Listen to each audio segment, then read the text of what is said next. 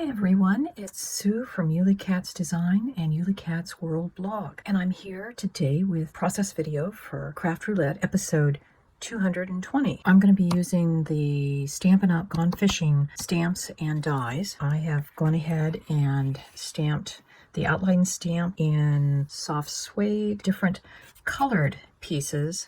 The fish is Peach Pizzazz. The yellow orange is Crushed Curry. The reds are Real Red, and then the blue is Pacific Point. So they come with coordinating dies. You can see I've got mine all taped up, ready to go through the die cutting machine. And then here are some that I've already stamped and die cut. I die cut some more from the coordinating die set of the Gone Fishing dies. And then there's some standalone dies that make these little bobbers and just cut some fishing hooks and the little lead weights. I'm also going to make some of these fishing lures that are die cuts from the Honeybee stamps, and it's the Lovely Layer lures. And Honeybee actually puts out a digital layering guide, so we'll just go through this quickly.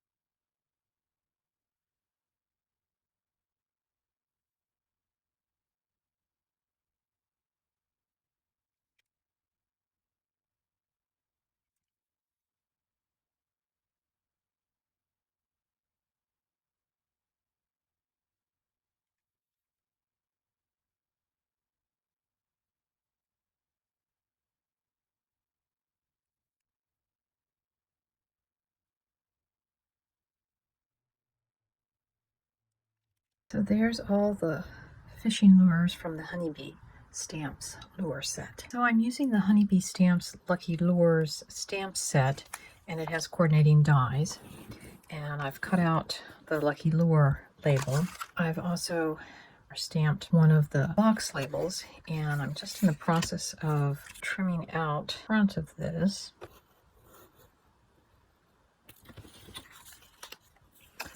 So then we can use this for the front of the card, and we can put one of the lures underneath it.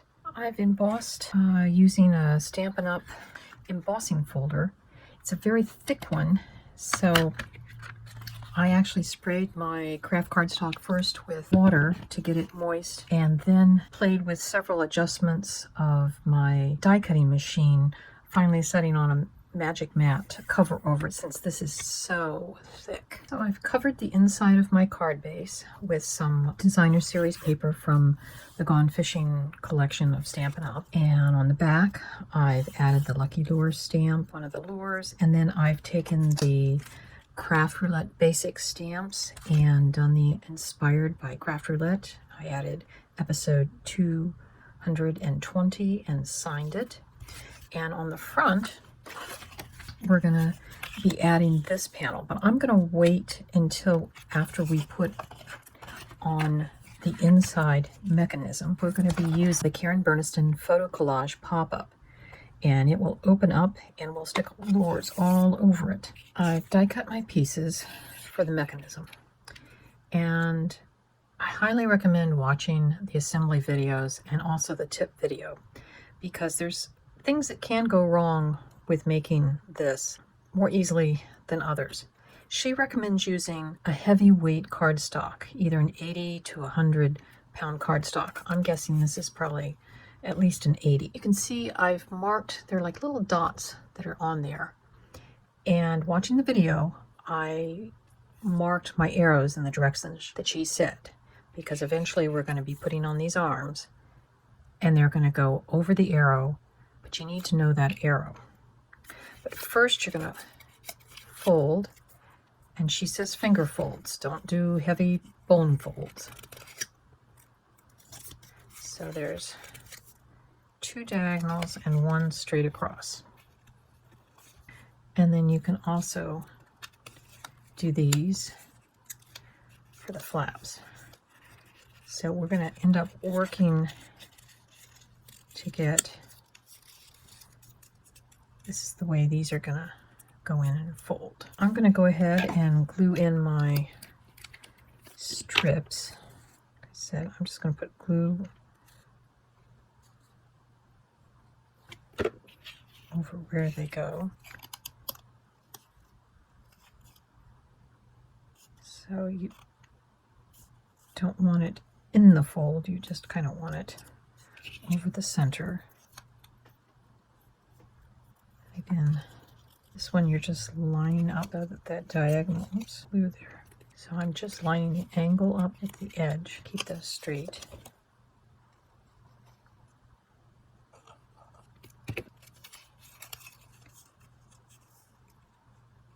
Out of the fold, kind of in the center of those panels.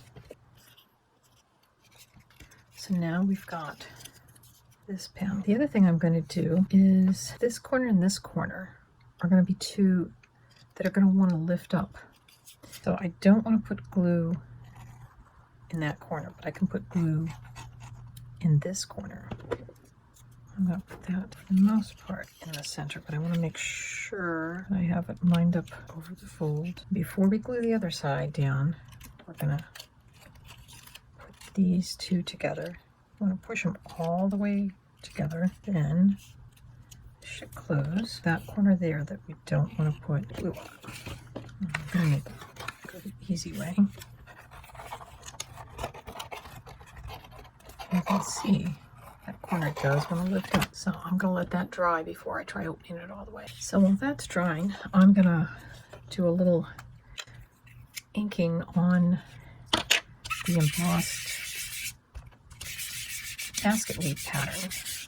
I'm using frayed burlap as my color. And now I'm going to glue this to the front panel, the weight over it to help it dry flat. I put this front piece on so that it would have even weight on the front and the back, so that as you open this, the mechanism will work well. And I had a little issue with getting this highly embossed basket weave front on, and I ended up having to put extra glue little bit by little bit, and because when I embossed it I had used water, paper had warped a little bit, so I had to really be patient with gluing it down. So I've got all of my possible pieces to go out here on the collage. I'm going to start by filling in this center piece. I'm just kind of doing some tentative layouts. I've got my 2 signature squares, personal message squares here, so I'm trying to make sure that when we open and close that they will not be scraping against them. So I worked on adding all of the little lures and the fish to the inside of the card. And yes, there are some kind of open spaces, but that's because as you watch this close, there's catch points that I have to avoid. Now I started out by placing things with temporary tape on the mechanism, as Karen Berniston recommends in her assembly video, and then gradually adding things. And as you can see, you may be able to tell I've put some glitter gloss on the live fish, whereas the lures are all kind of a dull sheen. I've also added some things that are cut off at the edges, and again I use the end of that down here, that from over here, largely just to give some idea of movement, but also we've kind of got the groupings of 3. And of course there's some hooks we're hoping maybe some of the fish will attach themselves to. So now we'll work on the front. So I've got all of the front pieces glued up. I put some glitter gloss over these large lures, and I've popped up my front label with some foam dots, and I'm going to put this piece of plastic here as if this were an actual box with the lure in it. This was just literally scrap packaging that I had. I'm real worried that it's, shall we say, a little dirty, because that's what happens when you've got something in a package. So this is the basic placement, how I'm going to do this. I think I'll put this middle fish on first. And these are thin foam squares that I'm using, whereas these foam dots are much thicker. Now I'm trying to put this where the foam dots are not over the center mechanism, which is right there. So we'll have that. I think I'm actually gonna, once I attach the fish, I'm gonna glue down just the ends of these hooks, because I have a feeling they're gonna be a little bit of a catch point. That should be enough too.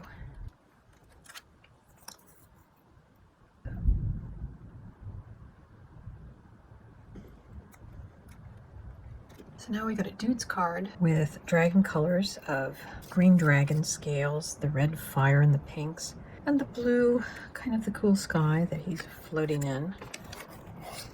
Got more of those green dragon scales in here. I use this Waffle Flower Sweet Sentiment stamp set to stamp the happy birthday to you inside the card.